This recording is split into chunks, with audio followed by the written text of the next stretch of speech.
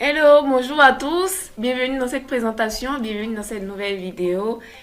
Alors, nous allons aborder un sujet qui est les différents types de visas pour entrer en Turquie. Parce que vous savez, généralement, pour entrer en Turquie, en fonction de notre pays, nous pouvons voyager avec un visa ou une CNI ou un passeport. Et donc voilà.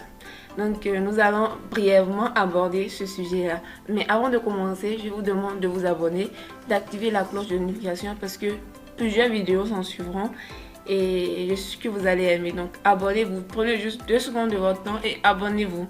Alors merci. Alors sans plus tarder, nous allons commencer. Nous commencerons par la généralité pour dire c'est quoi en fait un document de voyage. Parce que pour voyager, pour quitter notre pays d'origine, et quitter la frontière en fait de notre pays d'origine, nous devons présenter un document de voyage avant d'entrer dans un autre pays. Donc ce document de voyage peut être un visa, ça peut être un passeport simple, ça peut être une carte d'identité nationale. Donc voilà. Et dans cette vidéo, nous allons brièvement parler des visas pour entrer en Turquie. Ça concernera beaucoup plus les pays qui nécessitent un visa pour entrer ici en Turquie. Alors, donc, en ce qui concerne la validité d'un visa, il faut savoir que le visa est généralement délivré sur une durée de... est valide, pardon, sur une durée de 60 à 90 jours généralement. Et si vous voulez dépasser ces 90 jours-là dans un pays, alors vous devez vous rendre à la direction d'immigration pour prolonger votre séjour. Sinon, si vous dépassez la durée de validité du visa, vous rentrez en condition d'irrégularité. Et là, les conséquences qui s'en suivront vont être vraiment pires. Donc, c'est très important de respecter la durée de validité de votre visa ou de vous rendre à l'immigration en cas de besoin de prolongement. Alors, donc voilà un peu en fait ce que c'est qu'un document de voyage. Et voilà. Alors, il faut savoir que pour venir ici en Turquie, il y a vous pouvez être dans un pays exempté de visa. C'est-à-dire que vous pouvez entrer en Turquie juste avec votre passeport ou avec votre carte d'identité nationale.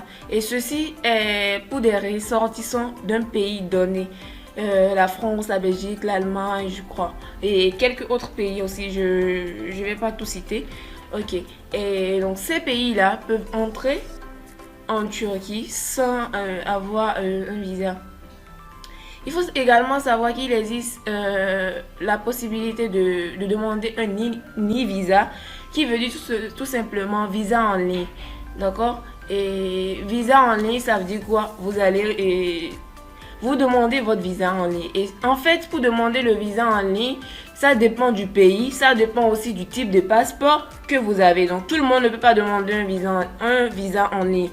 Et sachez que aussi, si vous voulez vous rendre en Turquie et que vous êtes dans un pays qui nécessite un visa pour entrer en Turquie, rendez-vous à l'ambassade de la Turquie de votre pays, au consulat de la Turquie de votre pays pour avoir plus d'informations sur les documents à constituer. Voilà. Puisque c'est uniquement l'ambassade ou le consulat de la Turquie de votre pays qui délivre ce document visa. Donc voilà. Et alors, je tiens à rappeler aussi que vous pouvez aussi avoir un passeport diplomatique et ça aussi, c'est en fonction du pays et entrer en Turquie sans visa. Donc ça dépend vraiment du pays et toutes ces informations, toutes ces réponses-là, vous ne pouvez que l'avoir à l'ambassade de la Turquie de votre pays puisque les conditions diffèrent en fonction des pays. Et alors, même si vous êtes ressortissant d'un pays exempté de visa, sachez qu'il y a un délai à respecter. Donc, c'est comme ceux également qui doivent avoir un visa. Vous avez un délai de séjour sans visa. Par contre, si vous voulez dépasser ce délai-là, et vous devez demander un visa avant de vous rendre, même si vous êtes ressortissant d'un pays exempté de visa. Alors, nous allons rapidement parler du visa touristique. Alors, si vous voulez venir en Turquie et que vous êtes ressortissant d'un pays nécessitant un visa, vous pouvez faire la demande d'un visa touristique. Alors, le visa touristique, c'est quoi? C'est que vous venez en Turquie pour le tourisme, d'accord. Vous savez que la Turquie est un pays touristique et en 2021, plus de 30 millions de touristes ont été enregistrés. Donc, vous avez assez de villes touristiques, vraiment. La Turquie ne se limite pas à Istanbul, vous avez Antalya, Cappadocia et Amasya, vous avez plein de villes, vous avez assez de lieux touristiques. C'est vraiment un pays que je vous recommande de visiter. Pour venir, si vous êtes ressortissant d'un pays qui nécessite un visa, vous allez faire votre demande de visa touristique. Et pour connaître l'ensemble des dossiers à fournir, c'est seulement le consulat et l'ambassade de la Turquie de votre pays qui peut vous délivrer ce document. Donc rendez-vous pour avoir plus d'informations, consultez votre dossier et faites le dépôt et vous aurez votre visa et vous allez voyager avec, ok? Alors, donc voilà. Et aussi, je tiens à rappeler qu'en ce jour, vous avez la possibilité de prolonger votre séjour aussi. En ce jour, je vous parle, bien sûr, si vous avez un visa touristique et que vous voulez, généralement, voilà, je rappelle que c'est généralement délivré pour une durée de 60 à 90 jours. Mais je suppose que vous voulez peut-être faire 120 jours. Dans ce cas, n'hésitez pas à vous rendre à la direction d'immigration avant, bien sûr, l'expiration de ces 90 jours pour prolonger votre séjour. Alors, nous allons continuer rapidement avec le visa étudiant. Si vous voulez venir en Turquie pour étudier, alors vous aurez besoin d'un visa étudiant pour entrer en Turquie. Et comment l'obtenir? Le visa étudiant, c'est... Qui dit étudiant dit but éducatif, formation universitaire, ou formation en langue turque ou Erasmus. Ok? Donc, quand vous venez en Turquie pour étudier, pour prendre une formation, pour faire l'université, vous devez d'abord choisir l'université, vous inscrire.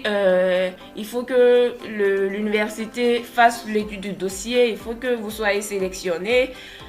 Mis à part ça, en fonction des conditions d'acceptation de l'école et autres, vous aurez votre lettre d'acceptation. C'est la lettre d'acceptation de l'université qui vous permettra d'avoir votre visa étudiant. Et pour ça aussi, rendez-vous au consulat ou à l'ambassade de la Turquie de votre pays pour avoir plus d'informations. Ok? Alors, si vous voulez également venir en Turquie pour apprendre la langue turque, le turkçe, vous avez également, vous entrez en Turquie avec un visa étudiant.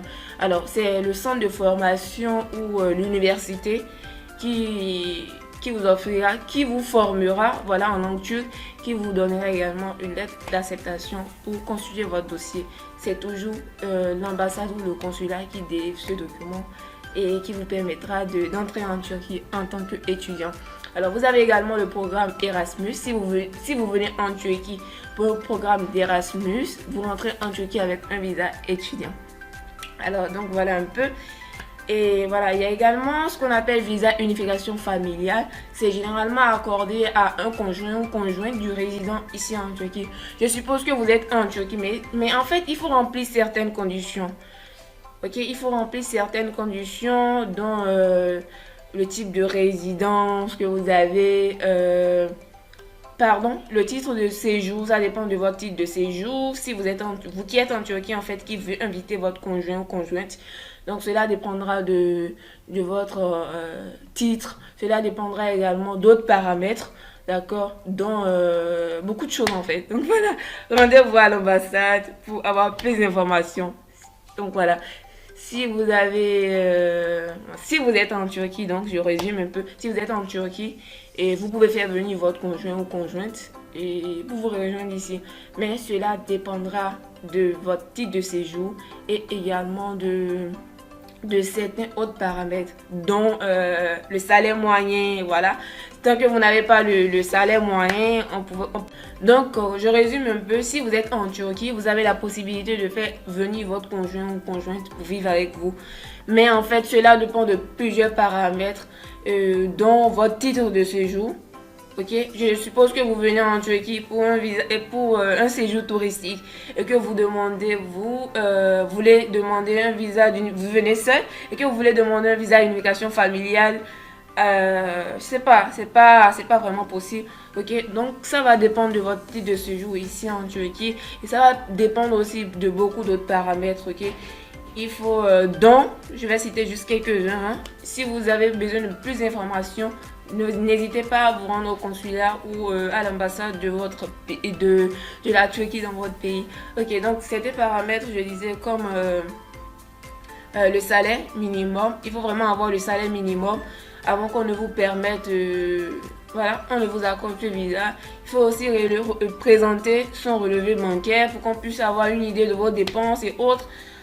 Donc voilà, assez de paramètres en fait avant de vraiment faire inviter votre conjoint ou conjointe. Alors, donc voilà un peu quelques visas. Il y a également le visa de travail. Donc si vous venez en Turquie pour des fins professionnelles, vous pouvez avoir un visa, vous entrez en Turquie avec un visa de travail. Ok? Dans ce cas, il faut vraiment trouver le job, signer un contrat avec votre employeur, il faut qu'il vous enregistre, il faut que ça soit validé. Donc, il faut que ça soit validé. C'est après d'être validé au ministère qui va vous envoyer le document qui vous permettra de faire la demande de votre visa de travail et vous entrez en Turquie avec votre visa de travail. N'hésitez toujours pas, une fois là, et que vous voulez prolonger votre séjour, n'hésitez pas à vous rendre à la direction d'immigration avant l'expiration de la durée de validité de votre visa. Alors, le babysitting également, si vous êtes dans votre pays et que vous avez besoin de fournir des services de babysitting, vous avez la chance également d'entrer en Turquie avec un visa de travail. Mais dans ce cas, il faut d'abord trouver le job, il faut également être enregistré, un peu comme les autres activités professionnelles également. Alors, donc voilà un peu en ce qui concerne le visa de travail. Donc, il y a également, si vous avez également un visa Schengen, vous avez la possibilité de voyager en Turquie, mais il faut demander un visa en fait. Votre visa Schengen vous facilitera la demande de visa et vous pouvez entrer facilement en Turquie. Vous pouvez également venir en Turquie pour les affaires, pour investir, voilà, pour investir, pour le commerce, pour faire des achats. Donc, vous avez la possibilité également d'avoir votre visa et de venir en Turquie. Alors, j'espère que cette petite vidéo vous a plu. Et si vous ne vous êtes pas abonné, n'oubliez pas, abonnez-vous. Nous avons plein de vidéos à partager avec vous. Merci de nous avoir suivis. Merci d'avoir suivi jusqu'à la fin. Allez, bye.